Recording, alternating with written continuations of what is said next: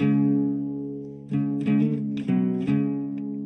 gonna do my buddy Rob Dukes, who's the singer in Exodus now. Has an album, a band called Generation Kill. It's great punk-tinged thrash, which is not easy to say on television.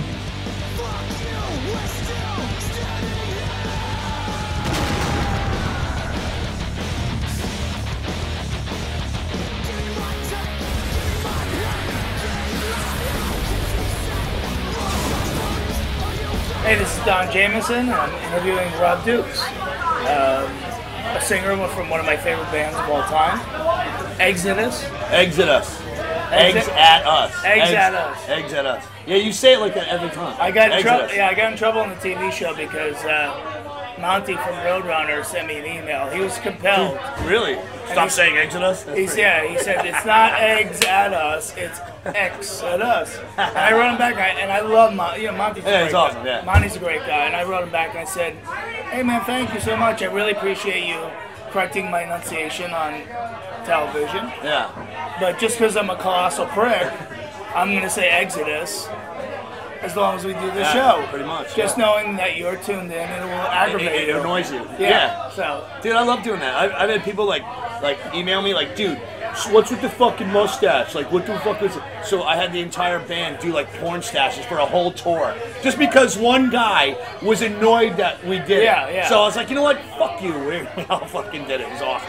Well, that's the thing. It's like, because everyone's so critical these days. You know, Twitter and all that stuff. It's nice to get immediate feedback, but people are like, it's so weird. Like, do you get this? Like, I know when we send out a tweet, say about our guests for the show. Yeah. Everyone in America goes, like, we'll have the greatest lineup, and everyone in America will go, how come you don't have this guy? Right, yeah. But everybody, like, in South America will go, thank you guys for being the metal gods and all this and stuff. So now what we do, me and Florentine and Trump, they'll go, why didn't you have Danny Filth from Cradle of Filth on? And I actually like Cradle of Filth, but they would never be on our show because it's VH1 Classic. So we just write back, was on season 3. Right. And they write back, they were really? And they go back through the archives to try to find it for hours, and I love that because they were never on. But it's like, whoever we put on, and we thought of everybody to put.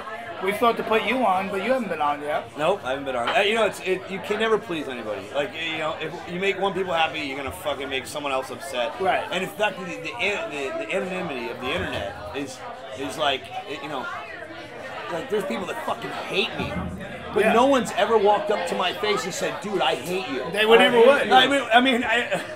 If they, dude, what is that? That's your drummer's ass. You see that? That was and you know what? But if they did, I would be like, okay, you're entitled to your opinion. Right. You know what I mean, whatever. Look, dude. But if you respond to people on the internet normally, what they do is they go, "Oh, thank you for writing me back. I didn't think you would," and then they're nice. Do that. I've had no one ever send me, and I'm pretty open out there. I'm pretty I'll hang out in the clubs before the show. I've never had anybody walk up to me and say, "I don't like your vocals. I don't like you." I get like a bot like on Blabbermouth, which I don't read anymore, but like I used to read all the comments and be like, wow, these fucking people are nuts, dude. I've never met anyone, not one of them have ever walked up to me, and I've been all over the world. It's not like I'm hiding. Everyone knows where the fuck I'm gonna be, and I find it humorous. Now I just giggle at it. It's kind of funny. Some of them are pretty funny. Before they called us Generation Fat, which is pretty funny because we were all fat. You know what I mean? But yeah, whatever. But you know what the thing is like with you, it's tough because. Exodus. I'm feeling legendary shoes. Right, you're feeling legendary shoes. You got Bailoff, you got Zetro, and like you, and although the band, in a lot of ways, it seems like a natural progression. There's got to be a lot of people who go, you didn't play this from this album, you didn't do this. So how do you guys handle that? Well, we play a bit off Bonded, we play a bit off Pleasures, we play a little bit off Fabulous. Then we kind of jump to Tempo, and then the newer stuff. And we kind of mix and match those 6 or 7 albums based on what people want to hear. Like we just did a classic tour, the first 3 albums, and like some of the stuff that Gary like in the day said, "Oh, this is going to be awesome." It went over like a lead balloon. It didn't go over, but So, and the newer stuff is so much more aggressive than the old stuff in certain ways, you know. And I mean, I'm not knocking it. It is what it is for its time. I mean, Bonded by Blood is untouchable. Anything we play off that goes over killer. But if we play No Love, it's kind of low on the show. If you want to just people, then we play come out with new shit, but you know, all the fast stuff that, you know. And it's like you got to mix and match. But you can never make it. How come you didn't play this? How come you didn't play that? I mean. We don't play for 3 hours, man. We play for an hour and 40 minutes. You know what I mean? You can't win, really. You can't win. And plus our songs are really long. You know, I mean, most of our songs are 5 minutes plus. You know what I mean? We're actually working on stuff that the next album's gonna be a little shorter and a little more to the point. I think we're gonna cut down on the riff over and over and over again. I thought we learned something from the last 2 records, the epic records. We were like, you know what? Let's shorten it up. And everyone was complaining anyway, but. I don't understand it. Remember when you got like The Wall? And it was 2 albums. How great that was! It was 2 albums of music. Or you got Alive 2. Remember Alive 2 was 2 albums of music. Alive 2, I can do. You know what I'm saying? Like that was 2 and our album was a full CD. It was the entire CD was filled with music, and people were complaining. Oh, it's too much. It's too long. I think one of the cool things about thrash is that repetitiveness of a really cool lick. Exactly. That's what it was all about. But you kind of bring like a punk rock vibe to it. So does that kind of rub you off in the band?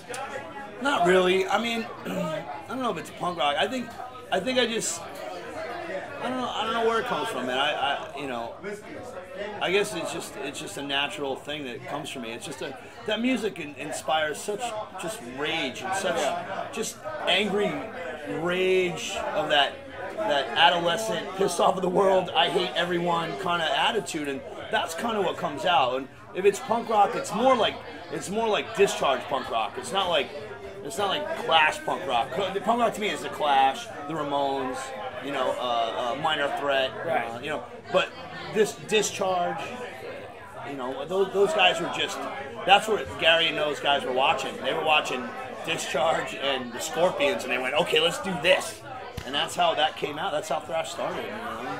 How does the rest of the band feel about Gary going on and doing some shows at Slayer? It's awesome, man. Listen, we're proud of Gary, man. Listen, they needed a guy. He's a friend. He's been friends for 30 years, and staying up and let's help a friend out. Yeah, man, let's do it. I mean, any of us would have done it. Right. You know what I mean?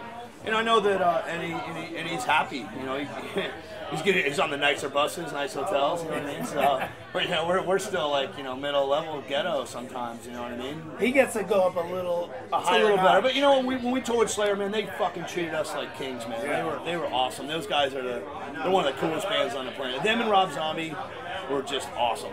They were just the coolest. Talk about your band now, Generation Kill, who I picked as, you know, on that metal show. Yeah, I pick of the week. Thank you for that. No, and you know, I put it in coming back from a comedy gig one night. You're a big fan of comedy. Yeah. So you know, there's a certain amount of rage that goes into both music and comedy. Well, to me, it's the purest art form. It's more pure than music. I have people tell me, "Oh no, you can't do that or you can't do this." Where you're on your own. Like you make your own wave. You're following your own path, and that's it. You say what you say. That's why comedy to me. I love comedians. I think they're the smartest.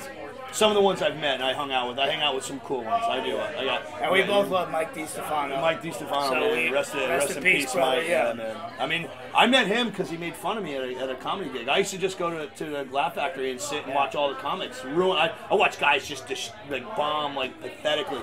And he was sitting there one night and he just looks over at me and goes, "Look like you want to fucking kill somebody.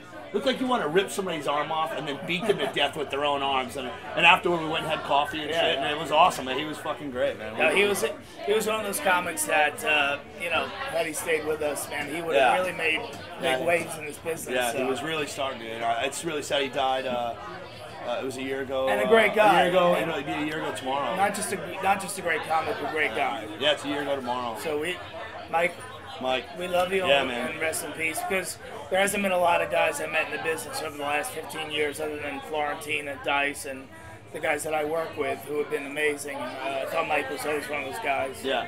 Well, I mean, the whole group of you guys, like, it's Norton. It's Norton and Florentine and you, and there's Stanhope, and Right, there's, like, yeah. you know, there's a whole bunch of really cool guys out there. But, I think it's a superior start for them. What was the question? Do you remember? It was, what's your favorite color? Orange. Orange. Nothing rhymes. So with that's the interview here at Horns Up Rocks. I was a little nervous about interviewing him. I was nervous about being interviewed by him. I just wanted everybody to know his favorite color was orange. So there's Rob Dukes, Exodus, Generation Kill. Yeah. We weren't talking about Generation Kill. Well, if you haven't picked it up, pick it up. Please go online. Just go on iTunes and buy it, please. Yeah, I'm just saying please. Red, White, and Blood. It's a good. And while you're there, they can pick up it's a good record, Live and Hilarious. Yeah, Live and Hilarious. You get a little comedy. You get a little thrash. Yeah. Nice. Yeah, man.